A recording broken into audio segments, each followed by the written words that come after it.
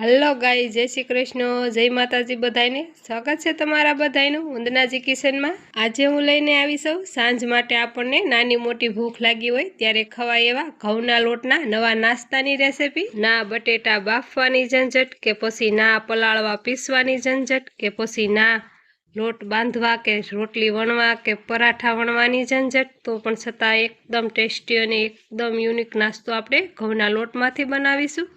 નવો નાસ્તો બનાવવા માટે આપણે 2 બટેટા લીધા છે। સાલો ઉતારીને એને આપણે આ રીતે આદુને ખમણીથી સરસ એવા ખમણી લેશું। જો ફ્રેન્ડ, આ નાસ્તો આપણે બનાવીએ ત્યારે આ જ ખમણીનો યુઝ કરવાનો છે, એટલે સરસ એવું આપણું ઝીણું છીણ થશે બટેટાનું। જો ફ્રેન્ડ, આ રીતે આપણે બંને બટેટા ખમણી લીધા છે। બધું બટેટાનું છીણ આપણે ખમણીમાંથી સાફ કરી લેશું અને બટેટાનું છીણ આપણે 2 થી 3 પાણી સરસ એવું ધોઈ લેશું, એટલે કે બટેટાનું છીણ આપણું કાળું ના પડે।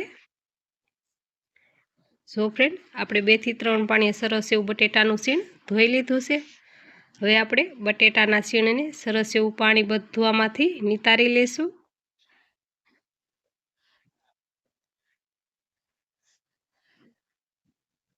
જો ફ્રેન્ડ, બધું આપણે છીણ આપણે બાઉલમાંથી લઈ લીધું છે અને પાણી પણ સરસ એવું આપણે નિતારી લીધું છે।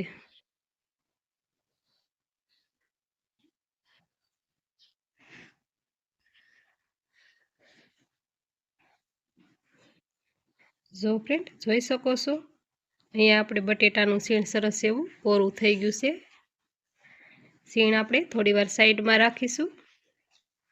આ રીતનું આપણે એક બાઉલ લીધું છે મોટું, અડધી વાટકી આપણે રવો લીધો છે। આ રીતે જે ઝીણો આવે એ લીધો છે। તમારી પાસે મોટો રવો હશે દાણેદાર એ પણ ચાલશે। અડધી વાટકી આપણે રવો લીધો છે, એના સામે આપણે અડધી વાટકી પાણી એડ કરીશું। સરસ એવો આપણે રવો પાણીમાં મિક્સ કરી લેશું। અહીંયા આપણે રવાને થોડી વાર પણ રેસ્ટ આપવાની કોઈ જરૂર નથી, કેમ કે આપણે આમાં શાકભાજી ઉમેરીશું ત્યાં જ સરસ એવો આપણો રવો ફૂલી જશે। રવો પાણીમાં મિક્સ થઈ ગયો છે। અહીંયા આપણે શાકભાજી ઉમેરીશું, બટેટાનું છીણ કર્યું છે એ છીણ ઉમેરીશું।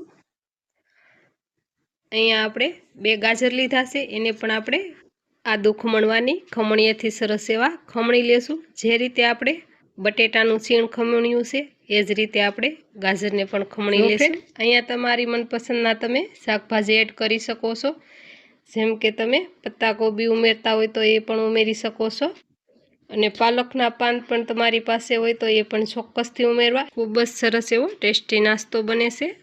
મારી પાસે પાલકની ભાજી નહોતી એટલે મેં નથી ઉમેરી ફ્રેન્ડ।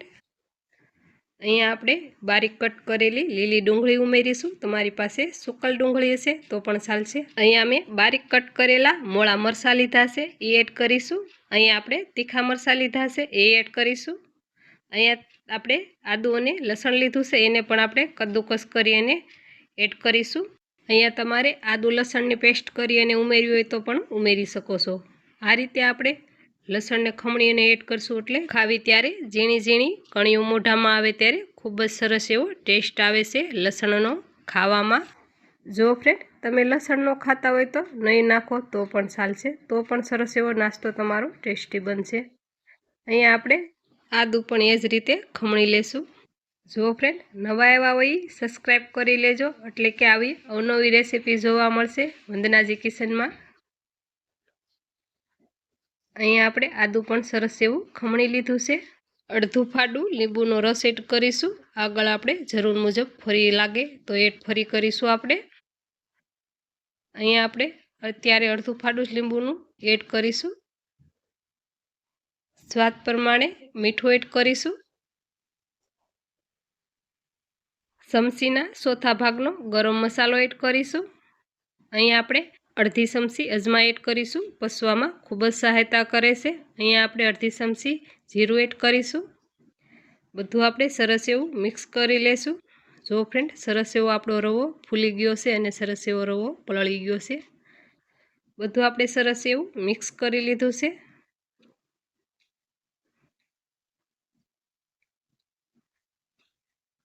હવે આપણે આમાં 1 વાટકો ભરી અને ઘઉંનો લોટ ઉમેરીશું। જે આપણે રેગ્યુલર રોટલી કરતા હોય એ ઝીણો લોટ લીધો છે ફ્રેન્ડ।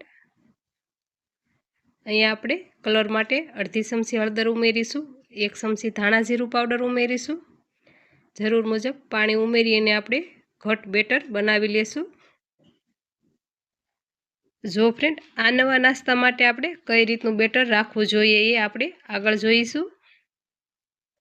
જરૂર મુજબ પાણી એડ કરીને આપણે આ રીતનું બેટર બનાવી લીધું છે, જોઈ શકો છો ફ્રેન્ડ। આ રીતનું અહીંયા આપણે ઘટ બેટર રાખ્યું છે ને આ જ રીતનું આપણે બેટર જોશે ફ્રેન્ડ। આમાં આપણે જે મસાલા ઉમેરીશું, અહીંયા આપણે લીલા ધાણા ઉમેરીશું, બારીક કટ કરીને લીધા છે। આ જગ્યાએ તમારી પાસે પાલકની ભાજી અવેલેબલ હોય તો ચોક્કસથી ઉમેરજો ફ્રેન્ડ। અહીંયા આપણે લીધી છે ભાજી જે છે એ મેથીની લીધી છે એ ઉમેરીશું, થોડી આપણે માત્રામાં મેથીની ભાજી ઉમેરી છે, બંને આપણે સરસ એવું મિક્સ કરી લેશું। જો ફ્રેન્ડ, મેથીની ભાજી કડવી હોય છે એટલે ઘણા લોકો પસંદ નથી કરતા મેથીની ભાજી ખાવાનું। આ રીતે આપણે નાસ્તા બનાવતા હોય એમાં આપણે મેથીની ભાજી ચોક્કસથી ઉમેરવી, કેમ કે એને ખ્યાલ પણ નહીં આવે કે આમાં મેથીની ભાજી એડ કરી છે। આ રીતે આપણે ચેક કરીશું બધા મસાલા સરખા પ્રમાણમાં છે ને। જો ફ્રેન્ડ, અહીંયા મને મીઠું ઓછું લાગ્યું એટલા માટે હું અડધી ચમચી મીઠું એડ કરીશું અને 1 ફાડું આપણે ફરી લીંબુનો રસ ઉમેરીશું। બધું આપણે સરસ એવું મિક્સ કરી બેટર આપણું પરફેક્ટ તૈયાર છે। થોડી વાર સાઈડમાં રાખીશું। ગેસ ઓન કરી પેન મૂકીશું, પેનમાં આપણે જરૂર મુજબ તેલ ઉમેરીશું। તેલને આપણે આ રીતે આખા પેનમાં ફેલાવી લેશું। અહીંયા આપણે ચમચો ભરીને બેટર એડ કરીશું, 2 ચમચા આપણે અહીંયા બેટર એડ કરીશું।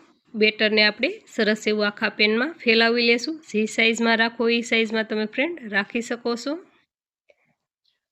જો ફ્રેન્ડ, આ રીતે આપણે ચમચાના મદદથી ફેલાવશું એટલે સરસ ઇઝીલી આપણું સરસ એવો શેપ નાસ્તાનો આપી દઈશું। અહીંયા આપણે ઢાંકણ ઢાંકી અને 2 થી 3 મિનિટ કૂક કરી લેશું, એટલે કે નીચે નાસ્તો સરસ એવો કૂક થઈ જાય અને ક્રિસ્પી થઈ જાય। જોઈ શકો છો ફ્રેન્ડ, ઉપરની સાઈડ સરસ એવો ડ્રાય થઈ ગયો છે નાસ્તો। આ રીતે આપણે ફરતી કિનારી શેક કરી લેશું, ચીપકી નથી ગયો ને નાસ્તો આપણો નીચે સરસ એવો નાસ્તો આપણો નીચે કૂક થઈ ગયો છે। આપણે બીજી સાઈડ તાવીથાના મદદથી પલટાવી લેશું। જો ફ્રેન્ડ, આ રીતે આપણે તાવીથાના મદદથી પલટાવીશું એટલે ઇઝીલી આપણો નાસ્તો પલટી પણ જાય છે, તૂટતો પણ નથી અને સરસ એવો નાસ્તો આપણો ક્રિસ્પી થયો છે ફ્રેન્ડ। આ રીતે આપણે બીજી સાઈડ પણ 2 મિનિટ કૂક કરી લઈશું। જો ફ્રેન્ડ, 2 મિનિટ થઈ ગઈ છે, આપણે બીજી સાઈડ પણ પલટાવી લઈશું। આ રીતે આપણે 2 મિનિટના અંતરમાં બંને સાઈડ ક્રિસ્પી થાય ત્યાં સુધી નાસ્તો સરસ એવો કૂક કરી લેવો ફ્રેન્ડ। જોઈ શકો છો સરસ એવો આપણો નાસ્તો તૈયાર થઈ ગયો છે। બધો નાસ્તો આપણે આ રીતે બનાવી લઈશું, એક પ્લેટમાં સર્વ કરીશું। જો ફ્રેન્ડ, તૈયાર છે ઘઉંના લોટમાંથી બનતો એક નવો નાસ્તો। આ નાસ્તો ખાવામાં તો ખૂબ જ ટેસ્ટી છે, ઉપરથી ક્રિસ્પી અને અંદરથી પોસો રૂ જેવો।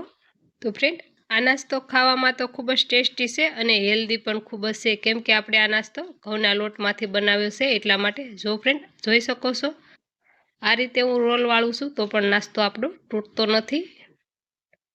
જો ફ્રેન્ડ, જોઈ શકો છો આ રીતે આપણે તોડી અને પણ બતાવીશું કેટલો સરસ એવો મુલાયમ બન્યો છે આ નાસ્તો અને કેટલી સરસ એવી આમાં બટેટાની જાળી પણ પડી રહી છે। જો ફ્રેન્ડ, ફરી મળીશું એક નવા અંદાજ સાથે અને એક નવી રેસીપી સાથે।